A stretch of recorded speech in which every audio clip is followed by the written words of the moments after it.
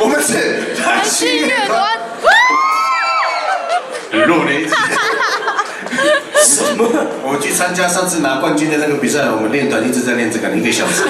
这样我们是蓝星乐团。怎么了？哎，那边有药局去买。好了，没有啦，其实大家就是要放开来嘛吼。这首歌真正的歌名其实不是娃娃，叫一个爷爷5个娃娃，对。一爷爷5个娃娃，一个爷爷5个孩子。好的。哇，那个孩子爷爷太强了。这首歌在讲的是隔代教养的问题。得分嘛，目前1比0。你有什么话讲？快点！快！关于这个问题，我们中辍辅导一男需要好好的了解一下。大哥这边有没有干冰的中辍？直接从他下面冲了，设定3楼高，好了，接下来这首歌厉害了，一定要讲厉害，因为是我做的歌。是你的吗？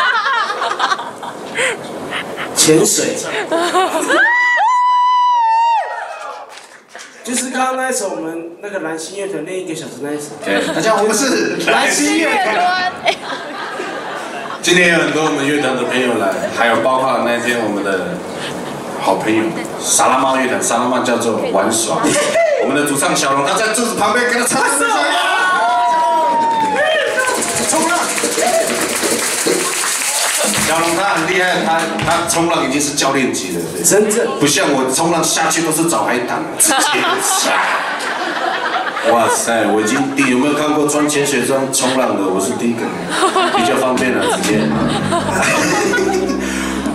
为什么要提到他？因为他也常常做很多有关于海洋的一些歌曲啦。那他们前身啊，他们年度最佳玩伴，对吗？我讲。有听过这乐团吗？有，曾经入围过金曲奖最佳乐团。掌声鼓励同学。笑嘛，不要害羞。我想我们乐团就是互相的一起扶持啦。哎呀，我们没有比较，而且又很难得原住民已经这么少了，少之又少。一做坏事，某原住民酒驾，某原住民，还是让我瞬间压力有点大。没有啦，就还好，那就是一起这样互相成长这样，那很开心他今天来了，对不对？我们见你一次了，小龙。下次我就去你们在台下听哈。